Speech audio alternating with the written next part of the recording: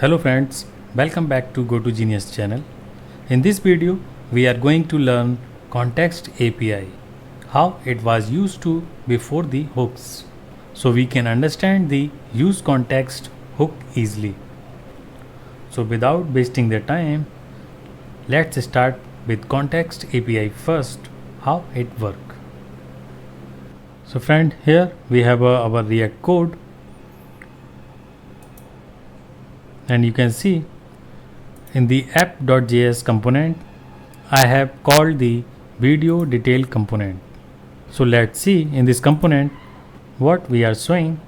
Here we have a just simple code. In this code I am just showing the list of videos. So this video list is coming from this video list data. Here we have a array of objects, and each object has same kind of data like ID, title, URL of the video, and the user, or you can say admin user of this video. So here I am just iterating the video list through the map method, and here we have written some HTML like video title and iframe to display the video, and the button for edit the video detail. So in the last we are just showing the username for the particular video. So here these are the usernames who have created these videos. So first let's see this code on the browser. So friend, here you can see our video list is here, and you can see all these detail from the here like video title. Here we have title and the iframe for the video. So this video is displaying inside the iframe, and the button for edit the video information, and the last is username for the video. Friends, maybe you have noticed here the edit video info button is disabled for all the videos. Suppose now you want the information of the logged in user, so you can check the logged in user and the video user is the same, so you can show the edit button. Otherwise this button will be disabled. So let's see. Now come to our app component. So first we will create the user context, so we can pass the user information to this component. So let's see how we can create const user context,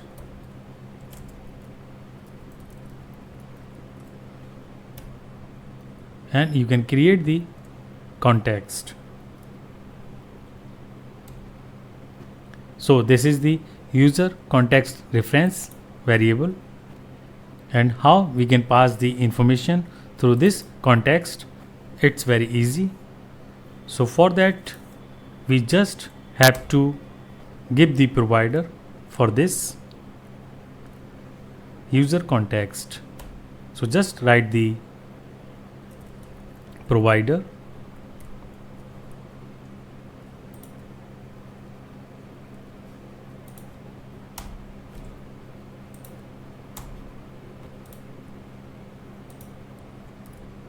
so here we are just providing this context, and we wrapped this context to our component. So now we have just passed the prop its value, and here you can pass the username. So here I am just passing the name is Vijay, because here we are not using the real-time login API, so I am just passing the dummy user. If you have real user, then you can pass that user inside here. So let's see. Here we have just provided this user information to this component. Now this component can consume or can get this information from this user context. So let's see how we can consume that information, or how we can get this information inside this component. So before that, first we have to just export this context variable so we can use this variable outside of this file. So here first we will import that variable, that's user context,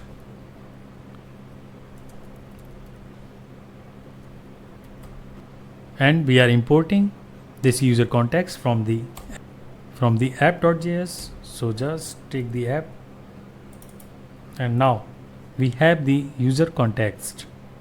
So now we will consume all the props data from this user context. So for that we just have to write the user context, then consumer,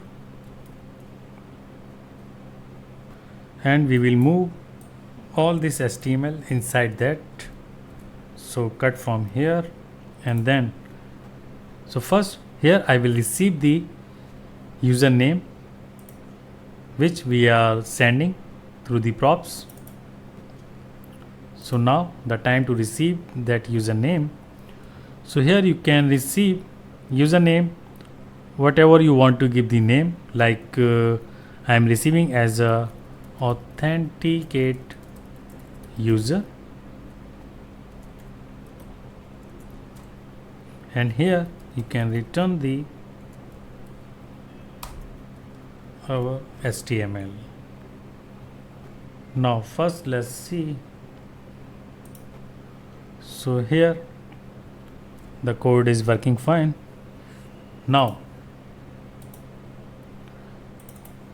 we have got the authenticate user. So here we will check if this authenticate user is equal to video.user, then show this button, and otherwise don't show any button. So here I am just showing the button when the authenticate user and the video user are the same, otherwise button will not be visible. So let's see our code is working or not. So here you can see wherever the username is visible, we can see this button, and button is not visible for other users like user Rahul, user Akshay, and user Manish. So button is not visible for these user, only visible for where the username is visible. So now here our button is in disable mode. So just remove the disable attribute from the button. Now our button is visible. So friends, here let's have a look what we have done. We have just wrapped our component inside the user context, and this user context we have created here through the React create context API, and just we have exported this user context so we can use this context variable outside from this file. And here we are just importing that user context from the app component, and we are just consuming all the props values from this user context. So this is our syntax: context name dot consumer, because we are consuming all the props from this user context.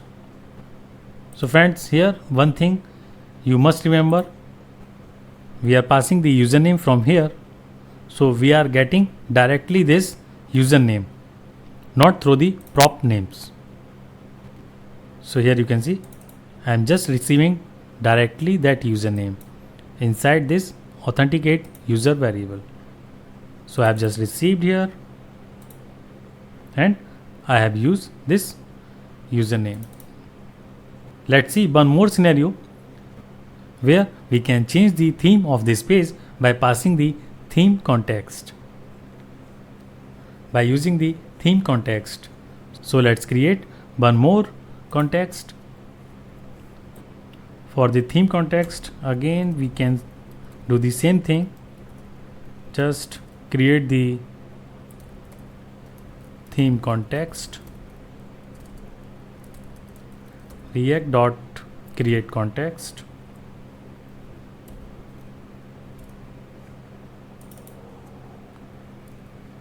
So for the theme context, again we have to do the same thing. We will go one more level deeper. Here just write the theme context dot provider, and again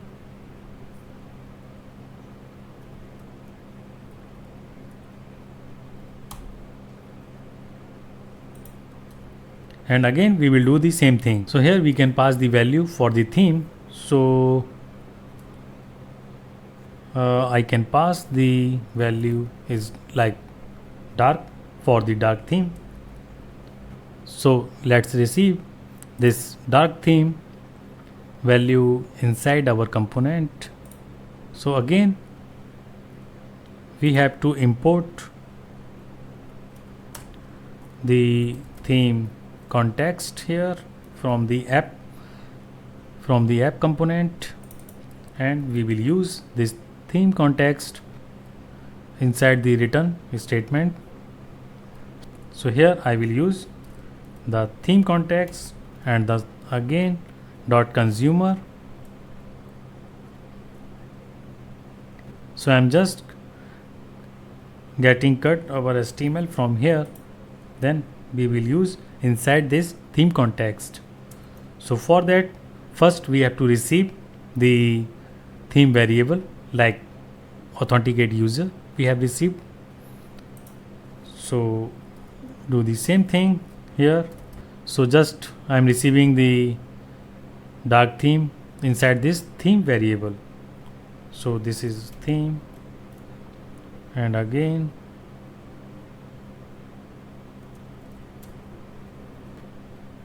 so again we have to give the return statement here.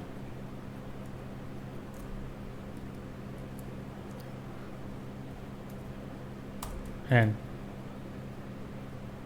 paste our HTML inside this return statement. So now here you can see I am receiving this value inside this theme variable. So now we can use this theme variable in our outer component. So let's see how we can use this. Here we can use a style. So inside this style, so we can give the background property. Here we will check if our theme variable is equal to dark. So use this color as a background, otherwise background color will be white. So here we are just giving the background color based on this theme variable. If the theme we are getting the dark, then our background color will be this, otherwise our background color will be white. So let's see, when we are passing the dark theme from the app component, then here you can see the background color has been changed for all the videos. Let's see, when we pass the some other theme, then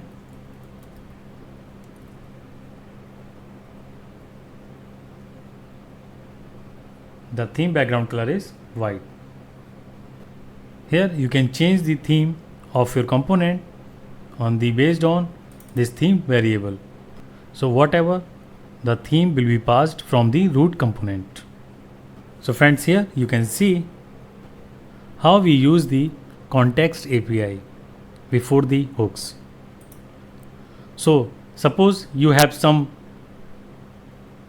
multiple nested labels, then you have to write again and again same type syntax.